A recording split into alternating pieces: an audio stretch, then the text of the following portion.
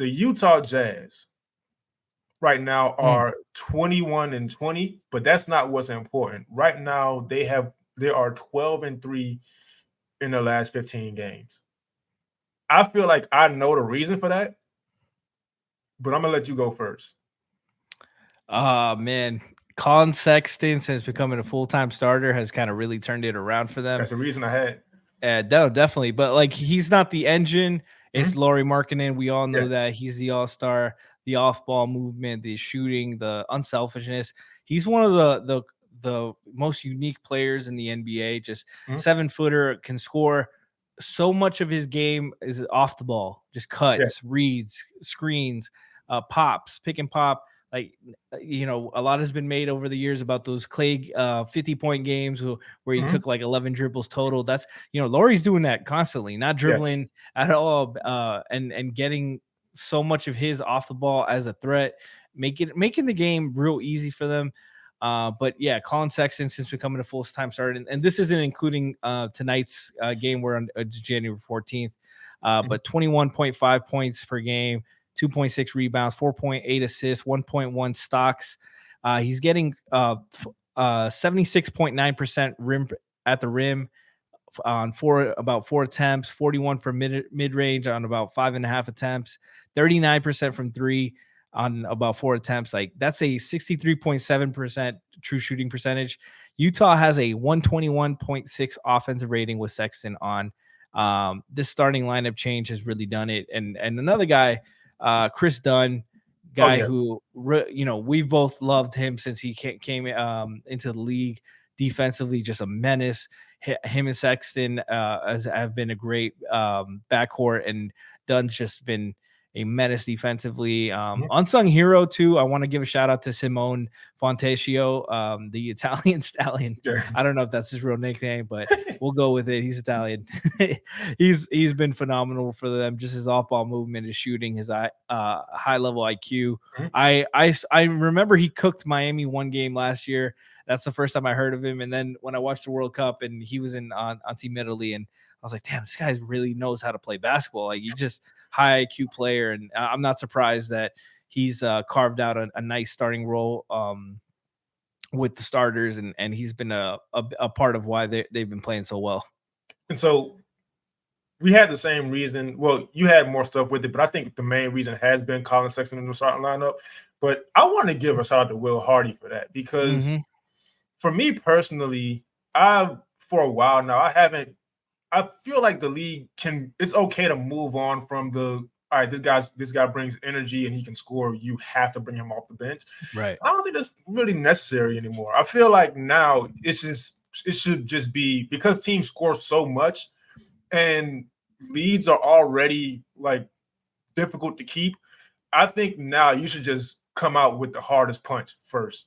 And so I think adding Collin Sexton to that starting lineup and having that energy and having that scoring ability, putting him next to Chris Dunn, who's also a real intense and real scrappy player, they kind of set the tone for Utah. You know what I mean? Like, I was watching their last game, and they just basically kind of punked the other team. And I don't mean that in disrespect to the other team, but it's just like that's kind of their identity now since Collin Sexton's in the starting lineup. Just overpower and outwork. And that's, I feel like, been the main thing. But I do want to also touch on Lauri Markkanen. He has been, I noticed, he's kind of working with his handle a little bit. And I think if he's look, I'm not expecting him to dribble like Kevin Durant, but I feel like if he starts to be able to create for himself a little more, that's going to be real scary. Because you also got to remember, he started off the season like kind of rough. Like, he wasn't himself up until recently also, and that's part of why they're also good now. I also want to shout out Agbaji. Defensively, just an absolute menace. And it's just, in general, and I don't know why I'm blanking on, I always blank on guys' names, the shot blocker. Kessler, Walker Kessler. Walker Kessler is doing Walker Kessler things. Simply put, just you can't score on him. So you got Walker Kessler, you got Chris Dunn, you got Collin Sexton, who wasn't always known as a defender, but now he's improving that area. You got Agbaji. And so they've really come up with a real identity up there in Utah. And I feel like that's been the reason for their success. Oh, definitely. And a lot's to be made on Chris Dunn because he's not doing it with the scoring. Like he's averaging Right. 5 points per game on the season, but Mhm. he's like a secondary playmaker, rim pressure. He's shooting well off the catch, 37% overall from three from the season. And the defense just being pesky there. Him and Sexton being able to harass guys. Dunn's always been a really pesky defender, and has really made his name on it since he got back into the league. But it's just there are young teams that can look very young. And we just talked about the Hornets, and Yeah. no better example than that. But the Jazz have just done a really good job of like buying into Will Hardy's system, like playing for each other, playing unselfishly. Like we haven't even mentioned Kelly Olynyk, and Kelly's been won them a few games. Recently, we saw him in person against the Heat, just making passes, playing the high post, just feeding and playing against Bam, like and doing his thing. Like they're really well coached, really tough. Jordan Clarkson, another guy, the rookie Keontae George is very exciting, polarizing player, who's loved by a lot of draft experts.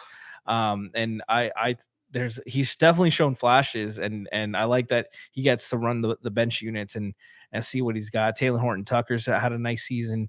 Like they've got talent, and they've got a lot of draft picks to build on. But I really like what the young core's done, and I like that they're competing and they're right in it for the playoff race right now.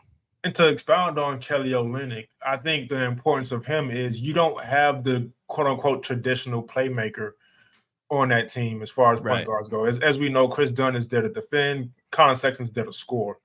But you do need somebody to kind of run the offense. They have, like you said, like you mentioned, they've been playing together, they've been moving the ball, and that's a part of why they've also been winning.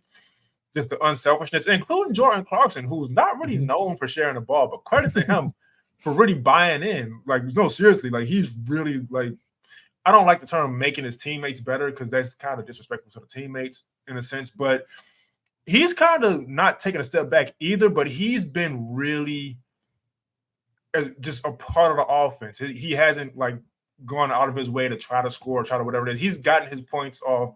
I saw a lot of catch and shoot. I saw him cutting. I saw him finding guys on cuts. So credit to him.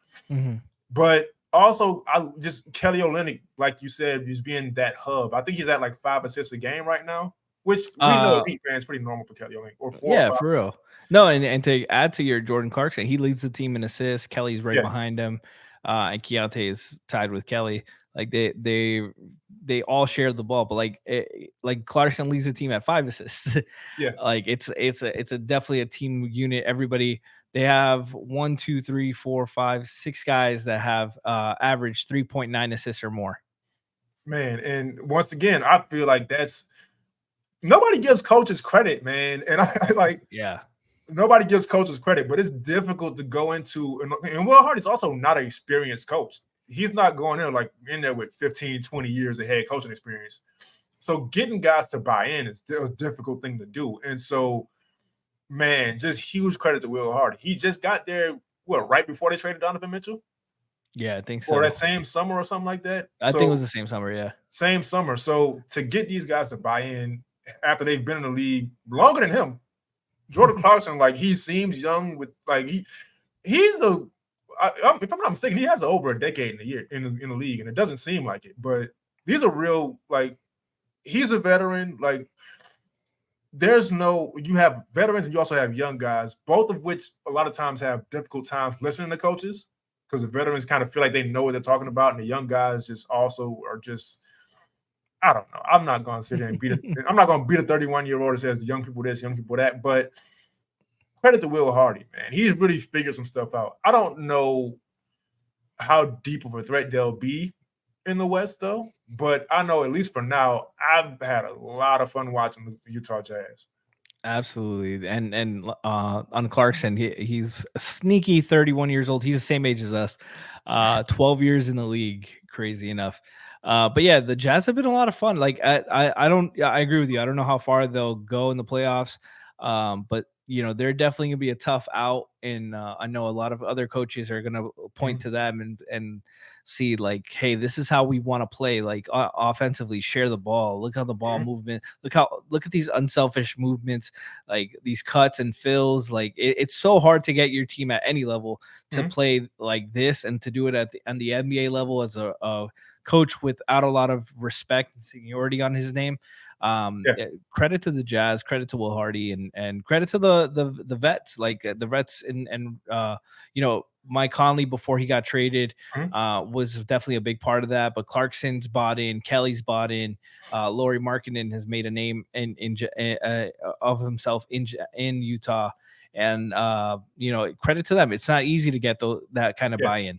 And that style of offense in general.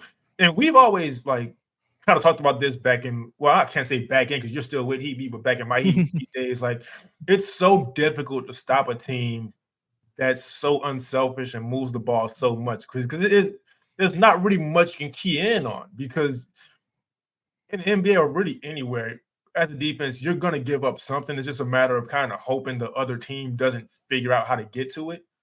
But if they're just swinging the ball around, just cutting at the right time, making the right reads, you can't really game plan against that. And so I feel like, especially with a team that doesn't have a quote-unquote traditional point guard, credit to Will Hardy, man. Credit to Will Hardy.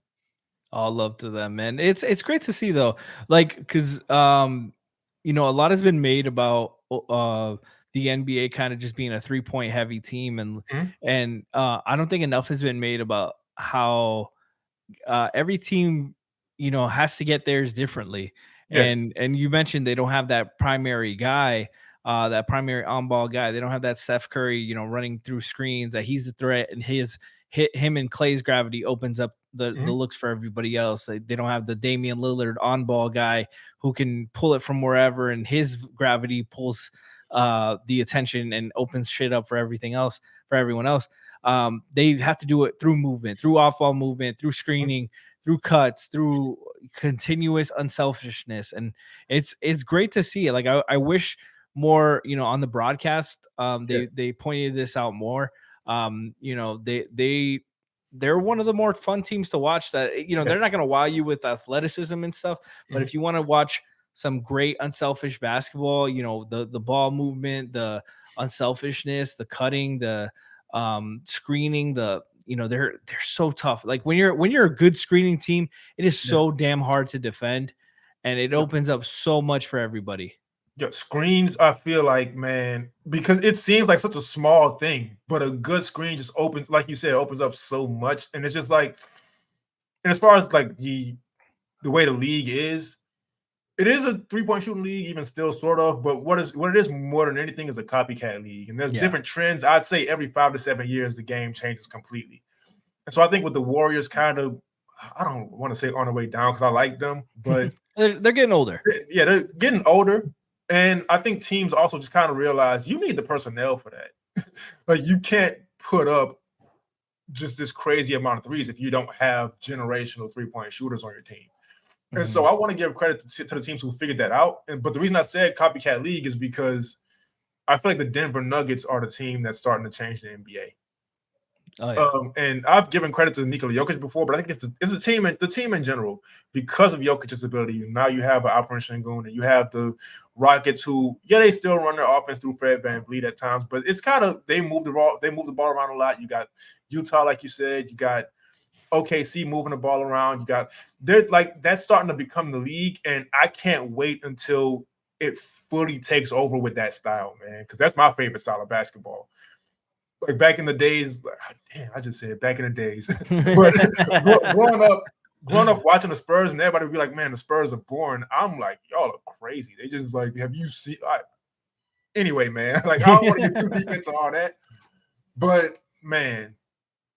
No, I'm with you. I'm with you there. It's great to see that kind of buy-in, man. Just to see the quote unquote doing it without the talent. Yeah, like that's a lot of people. I feel like a lot of people say like that's how those teams kind of have to win. But you look at the Spurs; they had 3-4 Hall of Famers, all those championship runs, and Tony, Timmy was a top 10 player of all time. Like, I don't care Yeah. if you don't have him in your top 10, you're wrong. Yeah, pretty much. Flat out. You're flat out wrong. And Manu coming off the bench, they had Kawhi, David Robinson, and they had so much talent, and they're still playing the right way, quote unquote, the right way. We sound 30 something. I mean, I am 32 now, but yeah, and you coached, so yeah, no, but it's just the kind of like the kind of buy-in that you have to get. Like, you know, a lot of guys want to average that 20 and 10, want to get those numbers, want to get that usage, want to get those shots up. And it takes a lot to get to not to say, put we over me. And you know, we're not going to dive fully into the Spurs right now, but like Tony Parker was a guy who was like 18 and 6 for like his whole career and didn't care. He was like, I want to win. I want to take, I'm not going to complain about shots. I'm not going to complain about this or that. I want to win. And that's that's the best role for me in this team. Let's do it. Let's do it. And one of the hardest and toughest players to cover of all time. I still remember that 2013 game 1 when he dotted LeBron in the eye and on that jumper to dagger it in game 1. Just so tough. And just playing that way is when you have those elements, when you have a player that can get you an ISO bucket and you have to worry about all that shit, that makes it so damn tough. And that's the thing. And man, it's like I said, it's tough to cover, but also it's just like you're gonna get those numbers anyway. I think. Well, I can't even. I know for a fact it's Steve Kerr who said this and he's kind of. You know what? I gave the Nuggets credit. I should have gave the Warriors credit for this. They also real big on ball movement. But what the thing he told Draymond and Steph and all them when he first got there was the ball's going to find the right person anyway. Just move it, and it's going to find who it needs to find. And that's been the case in Utah.